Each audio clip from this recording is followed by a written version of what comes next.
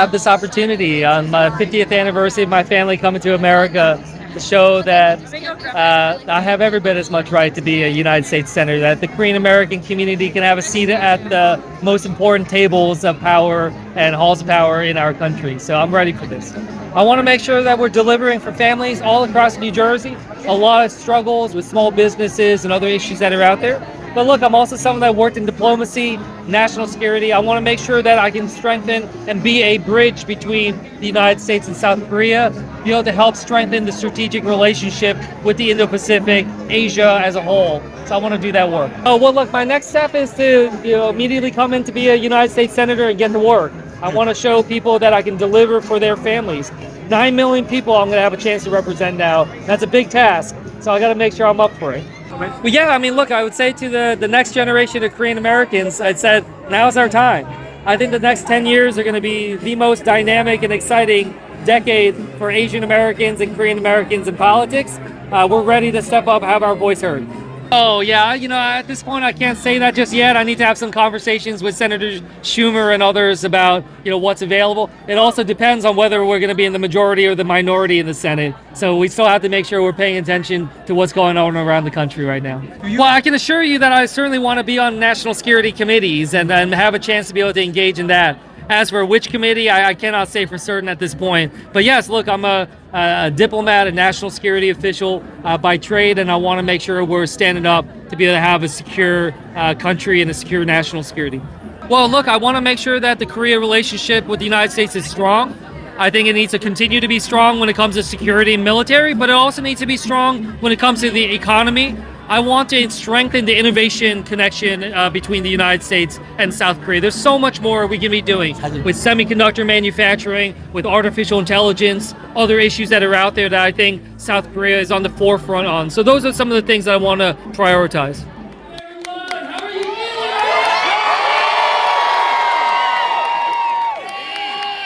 I can't tell you how incredible this is. I'm having a hard time processing this moment right now.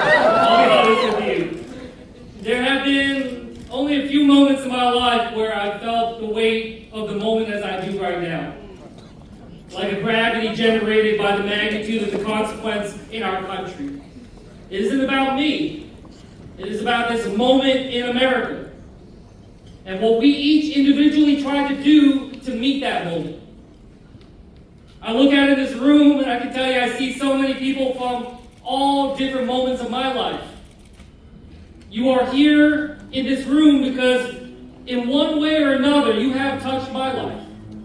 You have helped me in ways I may never fully be able to express to all of you. Whether I met you in elementary school or on the campaign trail, I want to start by saying thank you.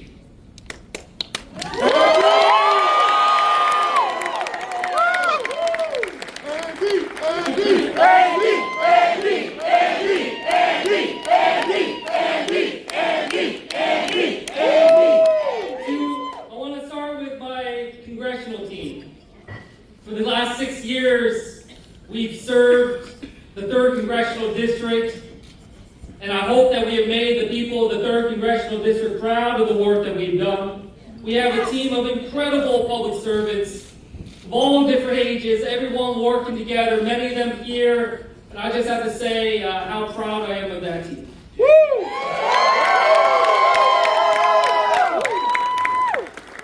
To my campaign team, who carried out our message of change going forward. I know that many of you took risks to join this campaign. You had people doubt your choice to join this campaign. You worked long hours and struggled and stressed about the challenges we confronted. I hope you take pride in this moment. Whoever says young people don't care about politics haven't met the young people that are the engine, power,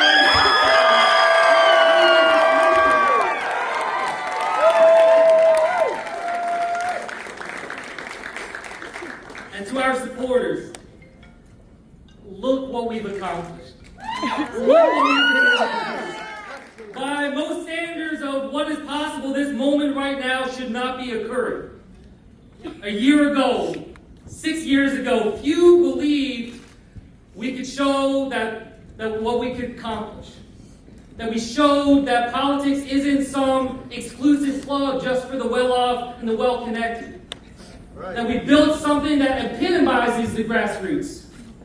I hope this experience has brought you closer to understanding the essence of our democracy, that you have a deeper understanding of what it means to be a citizen of this great country, and that you feel empowered.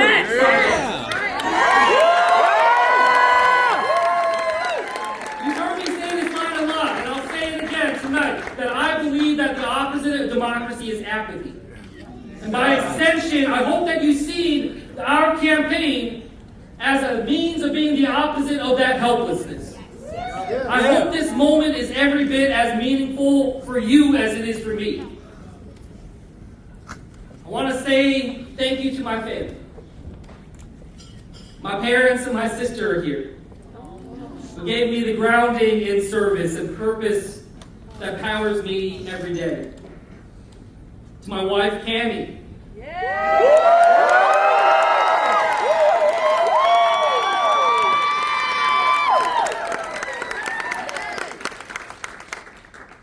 Cammie, look what we've accomplished. For them, right? Yep.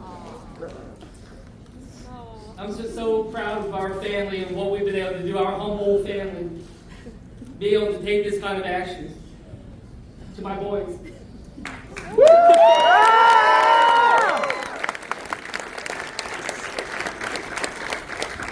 I'm proud of the two of you.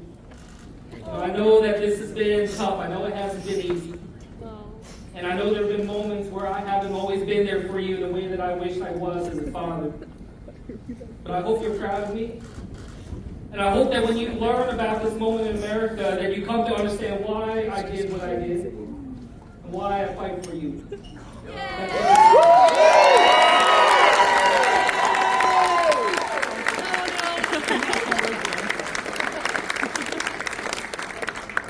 I chose this hotel for a particular reason.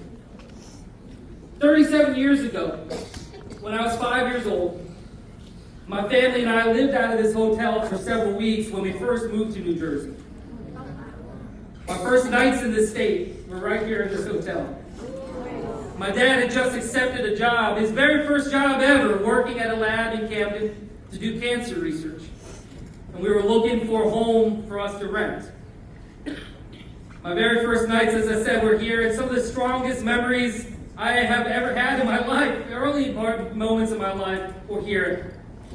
I remember staying here. I remember there's a restaurant here. I think it was called Circles. I can't remember, but I just remember feeling like the food was amazing. I was like, people in New Jersey live good here. Quality of food, high class. I felt like a prince. And I just have to say, I wanted to be here tonight, in this hotel. I wanted to pay tribute to my parents, to my family, to the state, for giving a kid like me a chance to be able to dream, for giving me the tools through public education and a kind community. Yeah.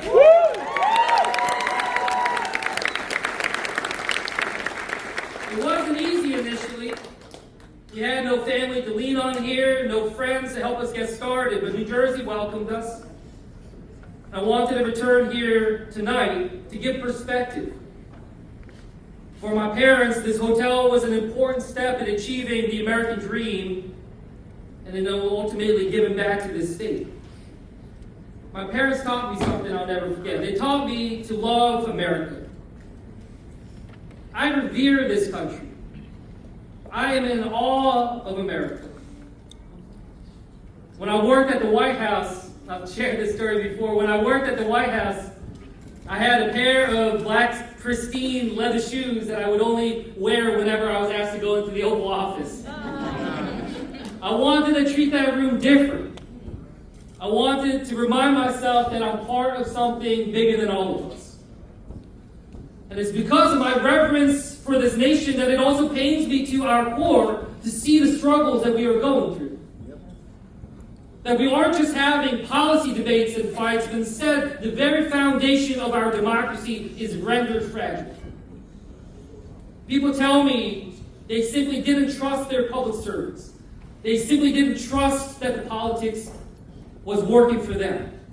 That they didn't think that the big challenges we face in our family and as a state are solvable because they thought nobody was looking out for them. While we know what happened in our race, I certainly recognize right now that we are at a moment of profound anxiety about what comes next for our country. That the coming minutes and hours and days could very well be excruciating. But regardless of what happens next, we need to recognize that we face significant challenge, regardless of the outcome. That the divisions we face are deep to the bone. They will not be fixed by any single election, and it isn't just about the politics. We live in a time of the greatest amount of inequality in our nation's history, too. In Salem, I visited a public housing complex and talked to a mother who showed me the black mold growing on her home, on the walls where her kids live. She told me about her pleas for help that did not go answered. I heard from a young man who felt so pessimistic about his life, he said to me that he didn't think that he could ever afford to buy a home in this state because of the high cost as well as the high student loan burden that he was facing. Regardless of what the final results are from this election, our nation is on an unsustainable trajectory. But let there be no doubt that this is a new era of politics rising. The same old is done. And we've shown New Jersey that there's a better way to do this. It isn't just about New Jersey either. We've shown the country that there's a better way to be able to do this. It can mean a politics that lifts people up, that gives people hope, that delivers for everyone. It could mean a politics that changes the trajectory of our nation and builds a brighter future. I'd like to put forward a challenge to us all. In a little over a year, we're going to be celebrating our 250th anniversary as a nation, as a democracy. Let us use that extraordinary milestone as a moment of healing. Let us change this trajectory that we find ourselves on. In the same way that I reflect on my family's start in this very hotel, let us reflect upon the first principles of our nation and put forward a renewed vision. Let us use the 250th anniversary to be a reminder of the greatness of America. That the greatness of America is not what we take from this country, but what we give back. It is what we pass down as I look to my parents and as I look to my two boys. The hope I give for the same opportunities and the certainty that my parents gave us when we first came to this hotel nearly 40 years ago. And we should use the 250th anniversary to make major investments in our country and our democracy, like supercharging civics education, like building a national service program, investing in civic organizations and community groups about rebuilding the architecture of community that has decayed in our nation, with the goal of breathing new life into a meaning of patriotism. This challenge is a reminder that today, that Election Day is the starting line, not the finish line. What we built isn't just a campaign, we have built a movement. A movement to fix broken politics. A movement that does not end with the election tonight, but it does not diminish with the votes ending. It's a movement that helps our nation heal by reminding us that we have more in common than what separates us. It's one that can put service at the center of our citizenship, giving everyone a chance to give back and be part of something big. It's one that can lift up the knowledge of our citizenry to ensure we are informed to make decisions and also remind people that public service is something we should be proud of, aspire to, and not diminish.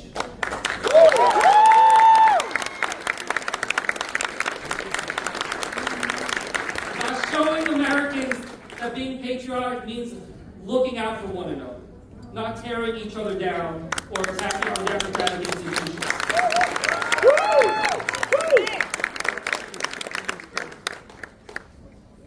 I approach this moment with the utmost humility. As I prepare to take on this job, a job that only 2,000 Americans in the history of this country have ever had the honor to do. Out of approximately 600 million people who have ever been called Americans, to be able to step up and have this opportunity. Of the over 120 years of Koreans being in America, that I can add a chapter that hasn't been written before.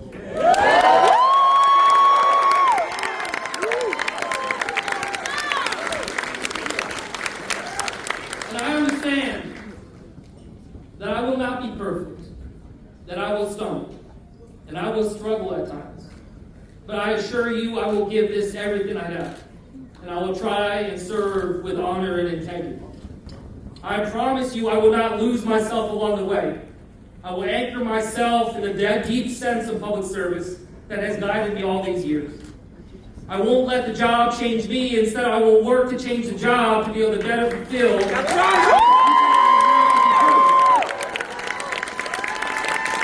The change of looking politics that has detained our nation. And I hope to represent everyone in this state. Whether you voted for me or not, I serve you. And I hope to bring back meaning to that phrase, public service. The way I see it, is I am now dedicating the rest of my service to this nation to address one singular question, which is how do we heal this country? I do this for my boys, for Austin and August, who deserve more than I could ever create. We do this for your kids and your grandkids, because what is the point of our time on this planet if we take more than we give? I thank you not just for being with me on this journey, but for being with me on the journey ahead.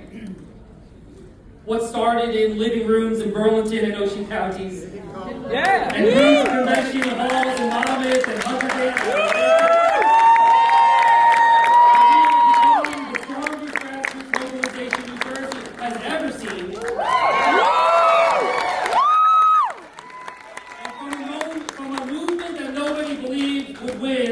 one that is bringing my voice, your voice, to the highest levels of our great democracy.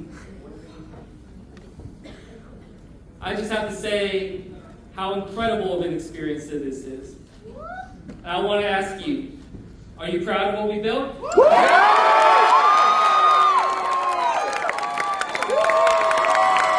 me ask you this one. Do you believe in the change that we can build? Fighting for our country? And I thank you from the bottom of my heart for this incredible honor, for this Jersey kid who never thought he'd be able to say this, that I am your next United States Senator.